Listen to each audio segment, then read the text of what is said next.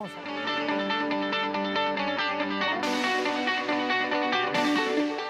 la semana ha habido tres cosas que me parece que vale la pena comentarlas. Por supuesto se conoció el índice de precios mayorista, del sistema de índice de precios mayoristas de diciembre, que fue 3,7, sí. O sea que era esperable que eso fuera. Y seguramente en enero vamos a tener de nuevo un índice alto en el índice de precios al consumidor. Pero uno debería preguntarse, bueno, ¿y el gobierno cómo está viendo eso? ¿Cuál es la estrategia antiinflacionaria que se plantea? Y un poco eso hoy estuvo presente en la conferencia de prensa que dio hace algunas horas el ministro de Economía para anunciar que enviaban al Congreso una ley que, para la reestructuración de la deuda, ¿no?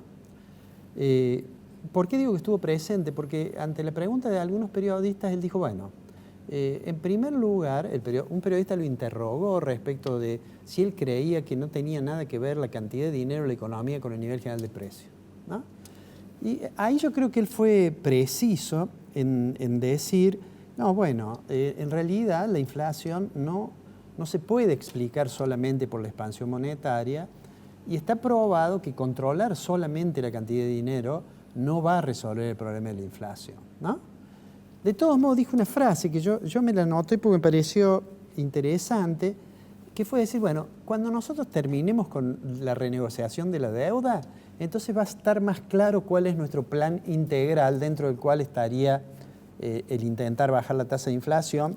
Y tuvo una frase que dijo, ni contracciones monetarias dañinas, ni expansiones peligrosas de la cantidad de dinero. Ahora, mientras tanto, seguimos en una situación en la cual, por ahora, el gobierno confía en los acuerdos de precios, en el sistema de precios cuidados, en tratar de mejorar el perfil de la cuestión fiscal, tratando de desindexar algunos de los gastos del sector público, entre otros, lamentablemente, los de los jubilados. Pero, básicamente, uno podría decir que hasta ahora no está muy claro cuál es el rumbo en materia de política antiinflacionaria que va a tener el gobierno y no está muy claro si efectivamente está bien coordinada la política monetaria con la política fiscal. El ministro hoy dijo que está bien coordinada. Pero bueno, en el programa pasado mostramos los datos de expansión de la cantidad de dinero, ¿no es cierto? Desde el día siguiente de la elección hasta el 9 de enero, la base monetaria creció 26%, una parte de ello imputable al gobierno anterior, 15 puntos más o menos, y lo otro ya a este gobierno, y dijimos que el próximo mes empieza a haber otro tipo de complicaciones, ya no solo por los factores inerciales de la inflación, sino porque además tenemos, digamos, la discusión de si se abren las paritarias, cómo se discuten las paritarias, y eso, digamos, genera ciertas expectativas. Si la inflación sigue creciendo, nosotros mostramos el dato del tipo de cambio real, el tipo de cambio se empieza a trazar y eso puede complicar en el sentido que, aunque el tipo de cambio anclado puede contribuir a bajar la tasa de inflación, el tipo de cambio atrasado genera expectativas de devaluación. Y las expectativas son un tema central, que es al que pretende el gobierno tratar de persuadir cada vez que hace una conferencia de prensa diciendo que va a lograr bajar la inflación.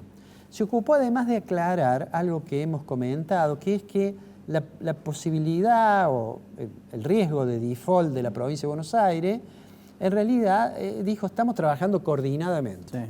Y si cayera en default la nación o cayera en default la provincia, no significa que la otra jurisdicción cae inmediatamente, es decir, no es que exista unas cláusulas de cross default, digamos, y se preocupó de decir, bueno, que están trabajando coordinadamente y aparentemente con mucha confianza de que lo van a llevar a esa negociación, que la van a llevar a buen puerto. Tuvo la oportunidad de decir que en materia de la deuda en pesos, recordás que se habían reperfilado, como se usa ahora, una parte importante de las LECAPs. Bueno, hubo una licitación, en esa licitación logró canjear y colocar casi 100.000 millones. 100.000 millones, que no es poco.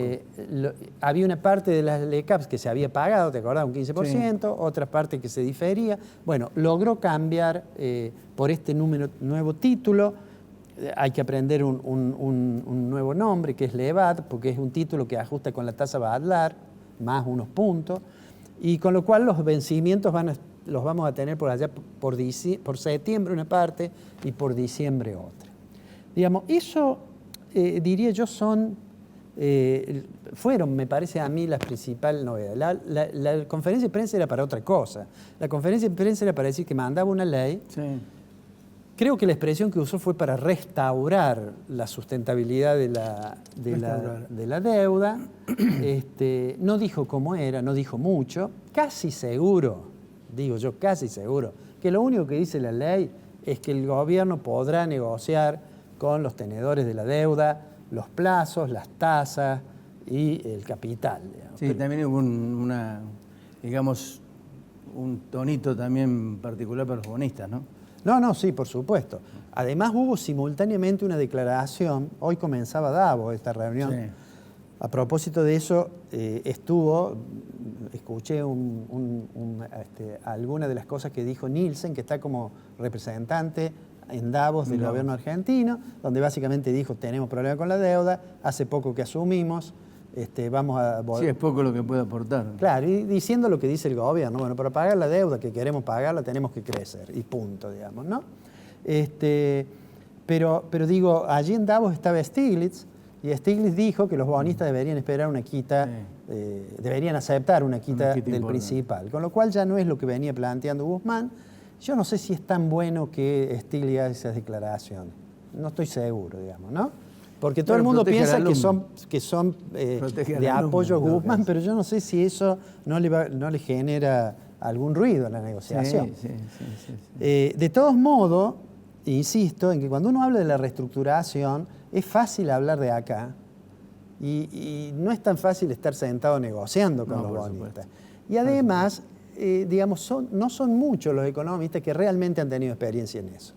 Esa es la verdad. Entonces hay que tener cierto cuidado con los juicios, digamos, que se forman. Y yo creo que mucha gente, o mejor dicho, los operadores y fundamentalmente aquellos inversionistas y digamos, las industrias también, están esperando la decisión de, o sea, finalmente el plan. ¿Cuál es el que va a ser? Sí. Me parece que hasta ahora eso no se vislumbra hasta tanto no tenga referencia de cuándo... Y no se va a vislumbrar hasta que no esté cerrado un acuerdo con los bonistas o esté disparada una situación de default, ¿no? Sí. Hablando de economistas que tienen experiencia, bueno, vos conocés y algunos de los que nos siguen conocen que yo he tenido una mirada bastante crítica de la evolución de la convertibilidad en su momento, sí, ¿no? Pero que siempre he reconocido que una de las cosas positivas, además de bajar la tasa de inflación, era que el ministro de Economía era el ministro de Economía. Yo he dicho, uno puede estar en desacuerdo con Cavallo, pero sabe que durante el gobierno Menem la política económica era la que decía Cavallo. Claro. Y he señalado, y durante el primer periodo de Kirchner, el ministro de Economía uno sabía que era Roberto Labaña. Y he señalado que lo de Macri de dividir tanto y lo de Fernández de poner un ministro que prácticamente es para la deuda externa y los otros ministros para discutir de producción, para discutir cuestiones monetarias, etcétera, digo, a mí me parece que es un error, ¿no? Bueno, en realidad, este domingo hizo una nota en Perfil, una de esas notas extensas que hace el dueño, Fontevecchia, le hizo a Cavallo, que en general no daba notas, ¿no? Y Cavallo tiene esa idea de que hace falta un ministro, digamos, ¿no? Un ministro, yo diría que tenga cierto poder de veto sobre las decisiones de los otros. Exacto. Pero en ese sentido el reportaje es interesante, esté uno no de acuerdo, pero hay tres cosas que me gustaría decirte de las que dice Cavallo que son interesantes para pensarlas. Digamos, el gobierno dice hay que desdolarizar. Esta es una idea que alguna vez la dijo Mercedes Marco del Pom. ¿Y qué es lo que dice Cavallo? Voy a leer textual porque son las palabras de él, no necesariamente coincido con todas, pero dice, la única forma de desdolarizar una economía de manera constructiva para que ayude a que funcione mejor es crear confianza en el peso, no obligar a la gente a manejarse con peso. Es decir, que no sea una cuestión, sino que la confianza se genera, es lo que garantiza que haya demanda de dinero. Claro. Eso. Yo diría, en eso está todo el mundo de acuerdo. Ahora, el gobierno va a necesitar crédito, como va a necesitar el sector privado, y entonces lo que Cavallo dice que si ese crédito no se genera por vía del ahorro y se genera por vía, digamos, del Banco Central, digamos, empiezo a facilitar recursos para que se den crédito a baja tasa. Entonces dice, bueno, obviamente eso se hace con emisión monetaria. Y si hace con emisión monetaria, dice, va a terminar en algún momento generando mayor inflación, mayores presiones inflacionarias. Y, sin embargo, él dice, eso no es un riesgo de descontrol en el corto plazo. Y esto me parece interesante, porque hay muchos analistas que hablan del riesgo de la hiperinflación. ¿No? Se lo preguntó Fontevecchia, le dijo, ¿pero es hiperinflación? Y él dijo, no necesariamente hiperinflación, pero puede haber una gran expansión monetaria y la primera manifestación va a ser una brecha cambiaria entre el contado por liquidación, el dólar bolsa, el dólar paralelo, el dólar oficial. Ahí se corre el riesgo de que vuelva a haber una fuerte devaluación y que de nuevo se instale una espiral inflacionaria, ¿no? A mí me parece que esa advertencia, obviamente el gobierno la conoce, y ese es el andarivel por el cual va a caminar con cierto cuidado, diría yo, el gobierno, ¿eh? Termino con esto, con una noticia que no fue muy buena. Resolvieron por resolución decir, vamos a suspender por ahora los beneficios a las empresas esas que se llaman de economía del conocimiento, entre las cuales está Mercado Libre, Globant, bueno, un montón de empresas, ¿no? A las cuales en una oportunidad había criticado el dirigente social Grabois, ¿no? Sí. Bueno, y eso, ¿qué es lo que quiere decir? Bueno, que ciertos beneficios que tenían, una alícuota de impuestos a las ganancias más baja, todos los beneficios tributarios, por un tiempo parece ser que van a reformularlo y me parece que están pensando en que tengan un poco más de beneficio las empresas más pequeñas que las más grandes, lo cual no está mal si lo hacen más o menos rápidamente, porque estamos hablando de un grupo de empresas que son fuertes exportadoras, ¿no es cierto? Debe ser el tercero o el cuarto complejo exportador de la Argentina, esto de las economías del conocimiento. Entonces, deberíamos, desear que rápidamente saquen la resolución que modifique la reglamentación de la ley. Esta ley vino a reemplazar lo que se conocía como ley del software, sí, que en realidad caducó el 31 de diciembre. Claro. Y entonces esta aparentemente se difiere su puesta en... Eso no es una buena noticia, a menos de que lo resuelvan más o menos rápidamente, ¿no es cierto? ¿Nos encontramos la semana que viene? Nos vemos la semana que viene. ¿O no tenés algo más? No, nos vemos la semana que viene. Bueno.